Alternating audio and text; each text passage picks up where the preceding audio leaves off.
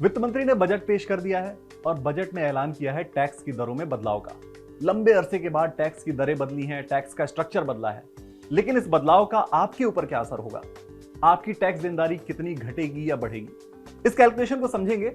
सबसे पहले ये समझ लेते हैं कि पहले जो पुराना टैक्स स्ट्रक्चर था वो कैसा था और नया टैक्स स्ट्रक्चर कैसा है। तो पुराने टैक्स स्ट्रक्चर में आपको 0 से 2.5 लाख यानी 2.5 लाख तक की इनकम पर कोई टैक्स नहीं देना होता था।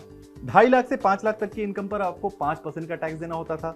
5 से 10 लाख पर आपको 20% का टैक्स देना होता था और 10 लाख से ऊपर की इनकम पर आपको 30% का टैक्स देना होता था और इसके बाद सेस देना होता था अलग से। नए टैक्स स्ट्रक्चर में कुछ चीजें बदली हैं। नए टैक्स स्ट्रक्चर में 3 लाख तक आपको कोई टैक्स नहीं देना है। 3 से 6 लाख तक आपको 5% का टैक्स देना होगा। 6 से 9 लाख तक आपको 10% का टैक्स देना होगा। 9 से 12 पर 15% का टैक्स देना होगा। 12 से 15 पर 20% का टैक्स देना होगा और 15 लाख से ऊपर की अगर आपकी कमाई है तो आपको 30% का टैक्स देना होगा। अब समझते हैं कि नए और पुराने टैक्स स्ट्रक्चर में आपके लिए कौन सा फायदेमंद है। तो अगर आपकी आय 10 लाख रुपए है और आप टैक्स के डिडक्शंस का फायदा लेते हैं तो पुराने टैक्स स्ट्रक्चर में आपको एचआरए में 1.5 लाख रुपए की छूट मिल जाती है।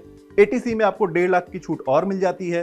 एनपीएस में अगर आप एडिशनल निवेश करते हैं तो आपको 50,000 रुपए की और छूट मिलती है। मेडिकल इंश्योरेंस में 25,000 की छूट आप ले सकते हैं और स्टैंडर्ड डिडक्शन आपको 50,000 रुपए का मिलता है। अगर इससे कैलकुलेट करें तो आपकी टैक्सेबल इनकम बनती है 5,75,000 रुपए और टैक्स बनेगा 27,500 रुपए का। अब सेस को अगर जोड़ते हैं 4% के हिसाब से तो आपका सेस बना 1100 यानी आपकी कुल टैक्स देनदारी 28,600 रुपए होगी पुराने टैक्स स्ट्रक्चर में अगर आप अपने डिडक्शंस को अवेल करते हैं। अगर नया टैक्स स्ट्रक्चर आपने अपनाया तो क्या होगा? तो अगर आपकी आय 10 लाख रुपए है, आपने स्टैंडर्ड डिडक्शन जो नया ऐलान हुआ है उसके हिसाब से लिया 50,000 रुपए का। टैक्सेबल इनकम आपकी बनी 9.5 लाख रुपए और टैक्स बना 52,500 रुपए का। सेस को अगर जोड़ते हैं 4% के हिसाब से तो 2100 का सेस जुड़कर 54,600 रुपए का टैक्स आपको देना पड़ेगा अगर आप नए टैक्स स्ट्रक्चर में हैं।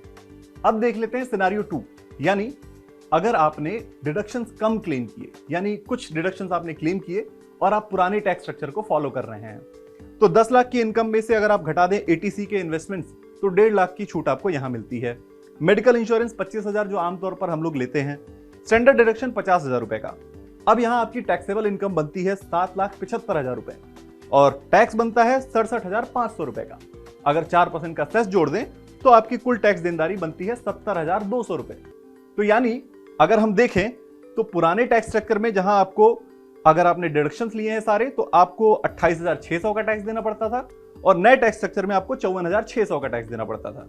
अगर सिनेरियो 2 देखें, यानी आपने कम डिडक्शंस लिए, तो पुराने टैक्स स्ट्रक्चर में आपको देना पड़ता था 70,200 का टैक्स और नए टैक्स स्ट्रक्चर में आपको देना है 54,600 का टैक्स। तो कुल लब्बो-लुआब ये है कि अगर आपने डिडक्शंस लिए, आप डिडक्शंस का फायदा लेते हैं तो आपके लिए अभी भी पुराना वाला टैक्स स्ट्रक्चर बेहतर हो सकता है। लेकिन अगर आप डिडक्शंस नहीं क्लेम करते हैं या कम डिडक्शंस क्लेम करते हैं तो आपके लिए नया टैक्स स्ट्रक्चर ज्यादा बेहतर हो सकता है। बजट से जुड़ी और भी जानकारी और ऐलानों के बारे में बारीकी से समझने के लिए DQ प्राइम हिंदी को सब्सक्राइब करें और इस वीडियो को अपने दोस्तों के साथ शेयर करें।